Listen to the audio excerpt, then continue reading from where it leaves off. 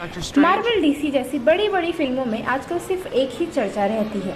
यहाँ तक कि फिल्मों में ही नहीं, बहुत सारे लोकप्रिय कार्टूनों ने भी उस कंसेप्ट का इस्तेमाल करना शुरू कर दिया है, जो कि खुद में एक रहस्य है।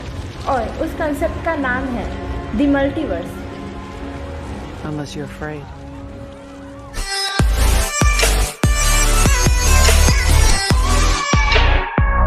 स्वागत है दोस्तों। आज की वीडियो हम डेडिकेट करना चाहते हैं द मल्टीवर्स को। तो अगर बात करें हमारी धरती पे रहने वाले जीवों की, जो मिलकर एक संस्था बनाते हैं जिसका नामकरण किया as national aeronautics and space administration, जो कि खुद में एक काफी बड़ा नाम है, तो हम इसे प्यार से नासा भी बुलाते हैं। खैर, नासा द्वारा खोजे जाने पर उन्हें पता चला कि फिजिक्स और फिलॉसफी के कुछ हिस्सों से मल्टीवर्स के एग्जाम्पल दिए जा सकते हैं, जो कि उत्पन्न होते हैं इन्फ्लेशन थ्योरी नामक एक कंसेप्ट से। अब आप इन्फ्लेशन थ्योरी को एक किस्से की तरह समझ सकते हैं। तो ये बात उस जमाने की है जब हमारे यूनिवर्स बचा हुआ करता था। तब एक बहुत छोटे से समय के अंतराल में यूनिवर्स काफी छोटे साइज से काफी ज्यादा बड़ा होता चला गया। उसका एक्सपेंशन रेट काफी बढ़ गया in comparison with its normal expansion rate, और इसे ही कहा गया इन्फ्लेशन थ्योरी। अब खैर, मजेदार बात तो ये है कि यूनिवर्स के बचपन को, यानी इस इन्फ्लेशन थ्योरी को खत्म हुए करीब करीब 14 बिलियन ईयर्स हो चुके। तो हम ये कह ही सकते हैं कि अब हमारा यूनिवर्स काफी बड़ा हो गया होगा। पर खैर, यह सब मजाक की बात है, जो कि हेलिंग डेंग सर ने सुन ली तो वो इन जोक्स को बिल्कुल पसंद नहीं करेंगे, क्योंकि ये इन्फ्लेशन थ्योरी को खोजने में उनका बहुत बड़ा हाथ था। और उन्होंने तो यहाँ तक भी कहा था कि ये इन्फ्लेशन हर जगह एक साथ खत्म नहीं हुआ था। और उन्होंने तो ये स्टेटमेंट तक भी दे दी थी कि ये भी हो सकता है कि यूनिवर्स के कुछ रीजन में अभी तक इन्फ्लेशन कंटिन्यू कर रहा है। इस कंटिन्यूअस में और माना जाता है कि this expanding universe is creating an infinite sea of eternal inflation filled with numerous individual universes.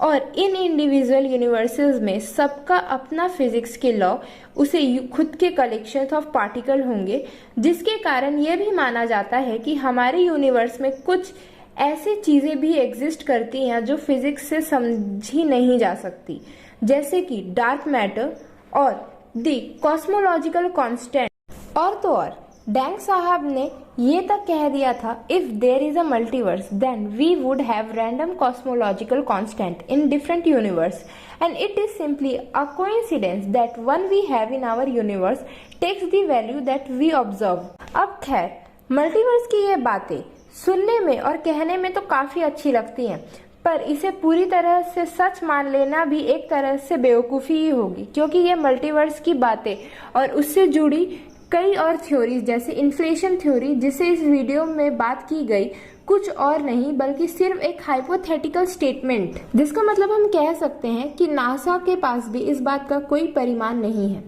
पर वही हमारी इंडियन माइथोलॉजी में हुए कुछ इंसिडेंट इस बात का प्रूफ देते हैं कि मल्टीवर्स इज रियल।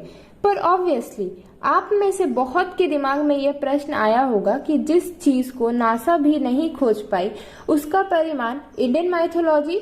तो उनकी जानकारी के लिए न्यूटन ने पहली बार ग्रेविटी की खोज की 1687 एडी।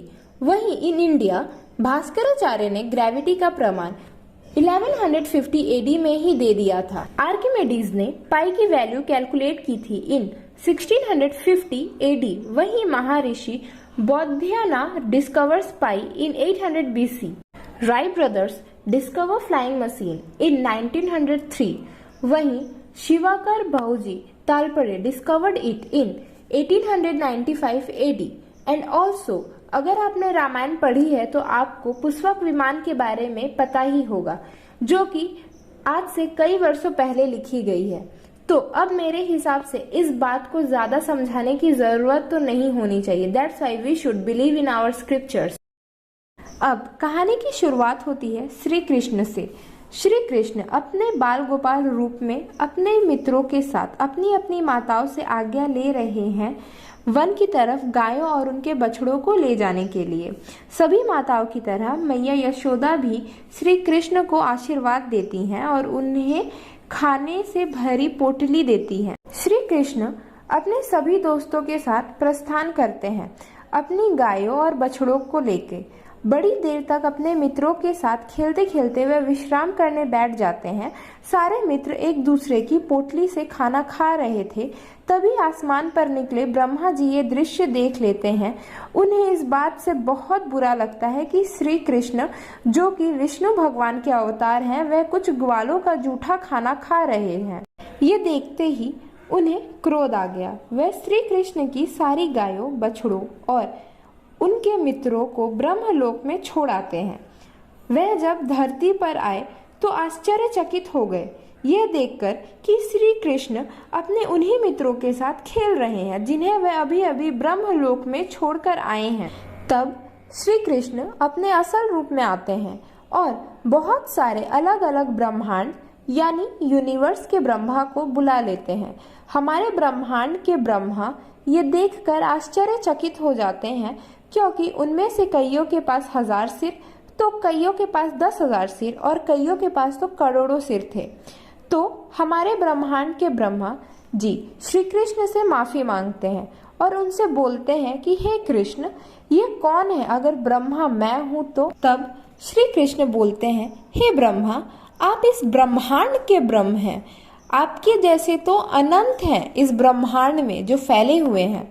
और यही किस्सा इस बात का प्रमाण देती है मल्टीवर्स के सच होने की। और मजे की बात तो ये है कि ये सारे किस्से कहानियाँ हमारे हिस्ट्री के उस फेज में लिखी गई जब आपके क्यूट नाम नासा वाले स्थापित भी नहीं हुए थे।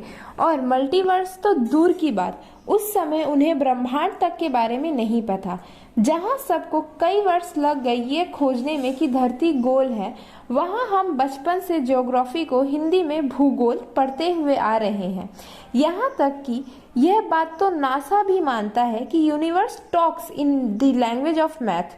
तो आपको नहीं लगता ये यूनिवर्स के साथ ये कन्वर्सेशन कभी स्टार्ट ही नहीं होती अगर इन्हीं वेदों और इन्हीं माइथोलॉजीज को सच मानने वाले आर्यभट्ट ने जीरो की खोज नहीं की होती? जहां इन लोगों को धरती से सूर्य की दूरी नापने के लिए कई वर्ष लग गए, वहीं हम उसी दूरी को रोज पढ़ा करते हैं जब भी हम हनुमान चालीसा पढ़ते हैं। युग सहस्त्र योजन पर भानु, लिलियो ताकि मधु फल जाना। इतनी सारी प्रमाणित बातें सुनने के पश्चात क्या लगता है, जिसे लोग इतने वर्षों से जिन कहानियों को माइथोलॉजी कहते आ रहे हैं, क्या वो सच में माइथोलॉजी है या उनके लिए टर्म होना चाहिए था ट्रूथोलॉजी? सोच के देखिए।